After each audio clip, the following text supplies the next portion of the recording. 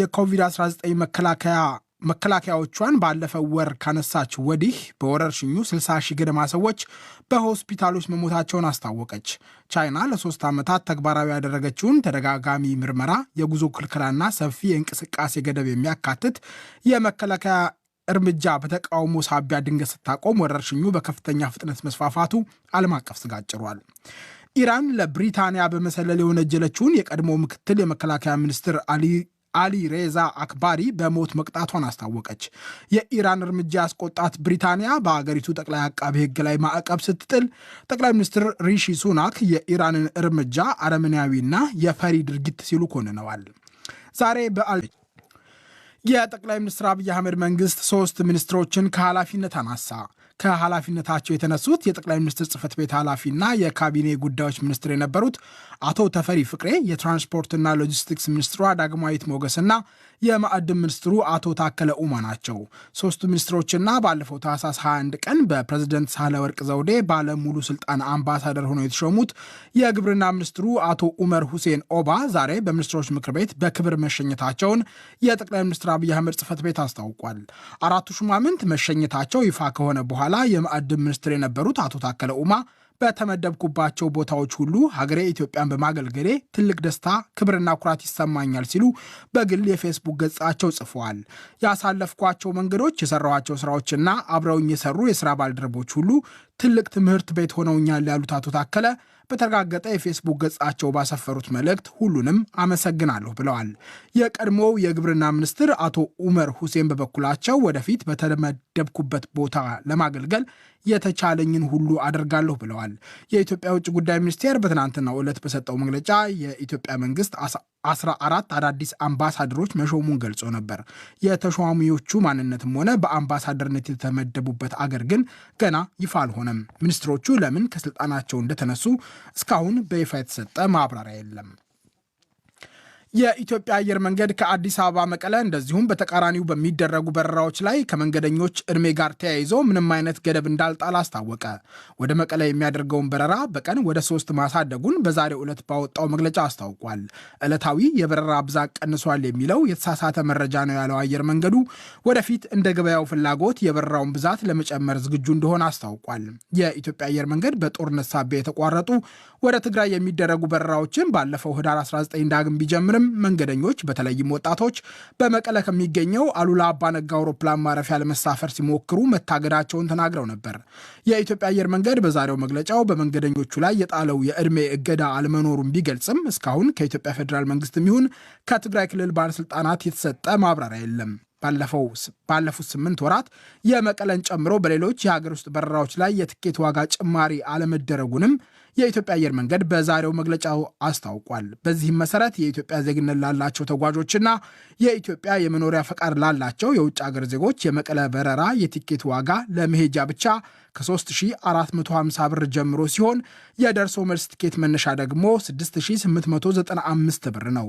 ከገና በዓል ጋር ተያይዞ የተጓዦች ቁጥር በከፍተኛ ደረጃ በመጨመሩ ተፈጥሮ የነበረውን የሻንጣ ጉዳይ የካርጎ በረራ በመመደብ ችግሩን ለመፍታት ስለተቻለ ተጨማሪ ሻንጣ መቀበል መጀመሩን አየር መንገዱ ገልጿል።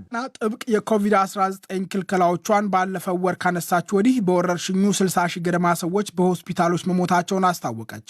ቻይና ለ3 ዓመታት ተግባራዊ ያደረገችውን ተደጋጋሚ ምርመራ፣ የጉዞ ክልከላና ሰፊ የእንቅስቃሴ ገደብ የሚያካትት የመከላከያ እርምጃ በተቃውሞ ሳቢያ ድንገት ስታቆም ወረርሽኙ በከፍተኛ ፍጥነት መስፋፋቱ ዓለም አቀፍ ስጋት ጭሯል። ከህዳር 29 እስከ ጥር 4 ቀን ባለው ጊዜ ከኮቪድ-19 ጋር የተያያዘ 59938 ሰዎች መሞታቸውን በቻይና ብሔራዊ የጤና ኮሚሽን ስር የሚገኘው የሕክምና አስተዳደር ኃላፊ ዢያዮ ያሁይ በዛሬው ዕለት ተናግረዋል። በኃላፊዋ ማብራሪያ መሰረት 5503 የሚሆኑት ሕይወታቸውን ያጡት በኮቪድ ሳቢያ በሚከሰት የመተንፈሻ አካላት ችግር ምክንያት ነው። የተቀሩ ደግሞ ኮቪድ ከሌሎች ህመሞች ጋር ተደራርቦ ለሞት ዳርጓቸዋል። ዓለም አቀፍ የጤና ባለሙያዎች 1.4 ቢሊዮን ዜጎች ባሏት ቻይና በኮቪድ ሳቢያ 1 ሚሊዮን ሰዎች ሳይሞቱ እንዳልቀረ የተነበረ ያሉ። ቻይና ግን ከዚህ ቀደም ወረርሽኙ ከተቀሰቀሰ ጀምሮ የሞቱ ሰዎች ቁጥር 5000 ብቻ እንደሆነ የሚገልጽ ሪፖርት ስታቀርብ ቆይታለች። ቻይና አሁን በተጨማሪ መረጃ ማቅረብ ብትጀምርም የዓለም ጤና ድርጅት ግን በዚሁ ሳምንት አገሪቱ በኮቪድ ሳቢያ የሞቱ ሰዎችን ቁጥር አሳንሳ ሪፖርት ታደርጋለች ሲል ተችቶ ነበር። ኢራን ለብሪታንያ በመሰለል የወነጀለችውን የቀድሞ ምክትል የመከላከያ ሚኒስትር አሊ ሬዛ አክባሪ በሞት መቅጣቷን አስታወቀች። የኢራንና የብሪታንያ ድርብ ዜግነት የነበረው የ61 ዓመቱ አክባሪ በስቅላት መቀጣቱን የአገሪቱ ፍርድ ቤቶች ድረገጽ ሚዛን ኦንላይንን ዋቢ አድርጎ የፈረንሳይ ዜና አገልግሎት ዘግቧል።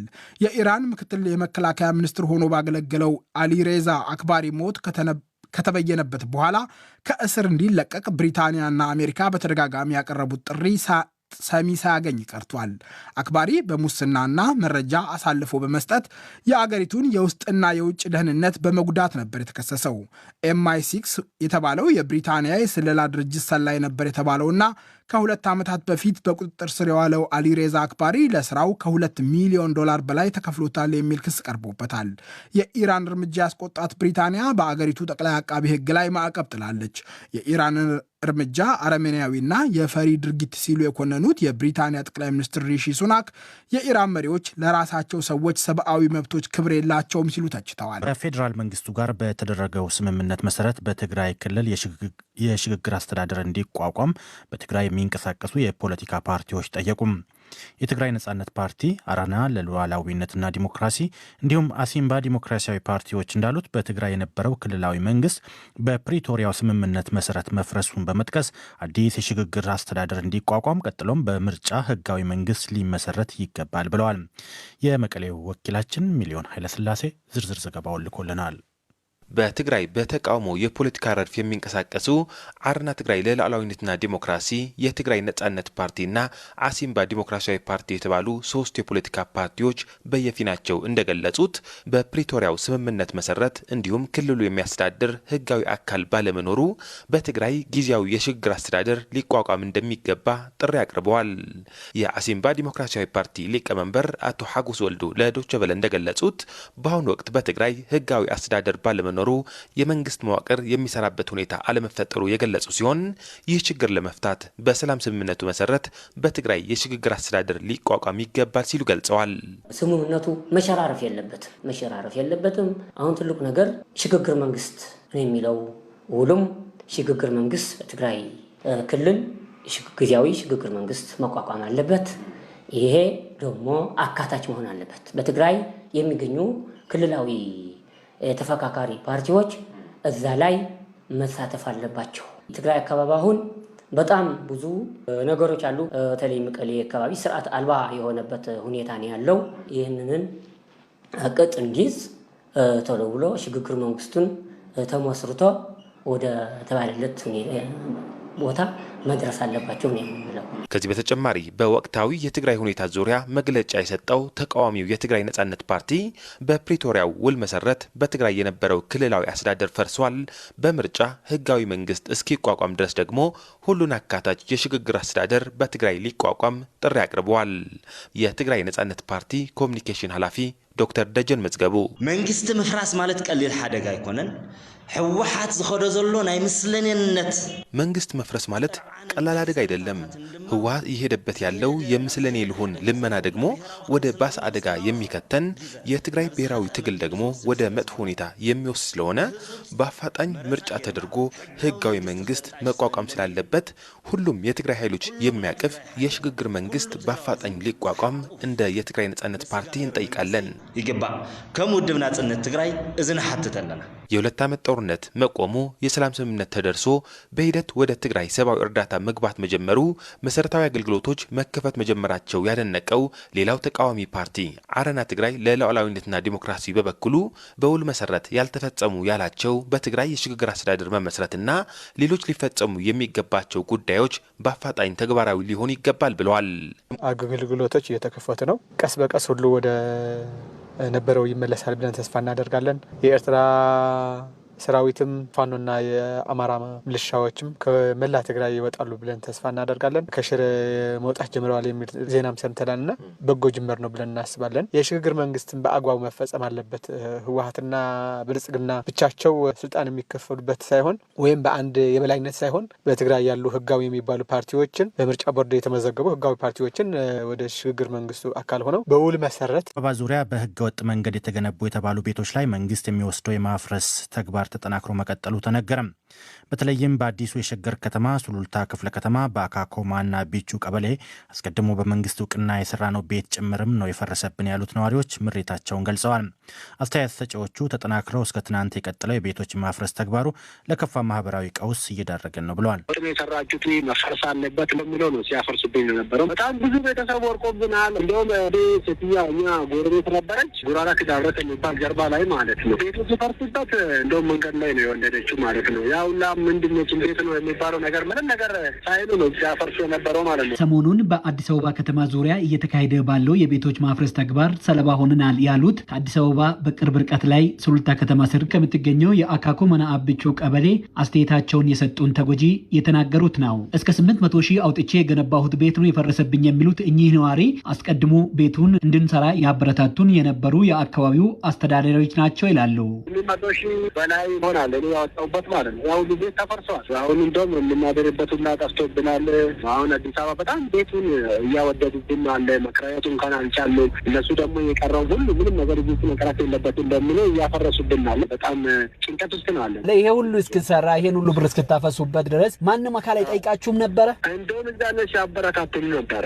ከቀበሌ አመራር እስከ ላይ ድረስ ያለው ነገር እዛኔ በርቱ፣ ስሩ፣ ትልልቅ ቤት ስሩ። ከዚህ በፊት አደጋ ላይ ወርቃቸዋል። ካሁን በኋላ በቃ ከዛኛ ከስቃይ ከእንግሊዝ መውጣት አለባቸው በሚለው እንደውም ሲያበረታቱን ነበረ ማለት ነው። አሁን ከቅርብ ወደዚህ ነው ህገወጥ ነው የተባለ ሲያፈርሱብን የነበሩት እንጂ አመራሮች ሁሉ ሲያበረታቱን ነበረ እንጂ ይሄ ህገወጥ ነው አቁሙ አልተባለም። ታዲያ አሁን ዕጣ ፈንታችሁ ምንድን ነው? ዕጣ ፈንታችንማ ያለው አንድና አንድ ያው መንግስት ነው ማለተኛ በዚህ ሞኔ በዛ የመረና መንግስት አለን። እሱ አቤት ካለን አቤት አለን፣ አቤት ካላለን እንግዲህ ዕጣ ፈንታችን መንገድ ላይ ጅብ ሊበላን ነው ማለት ነው። እውነት ለመናገር ከሆነ ከራስ ጋር እያወራ ነው ያለ ሰው ያለው ነገር ሁሉ ጨርሰውበት ቤት ሰርቶበታል። በዚህ ውድ ሁኔታ ማለት ነው።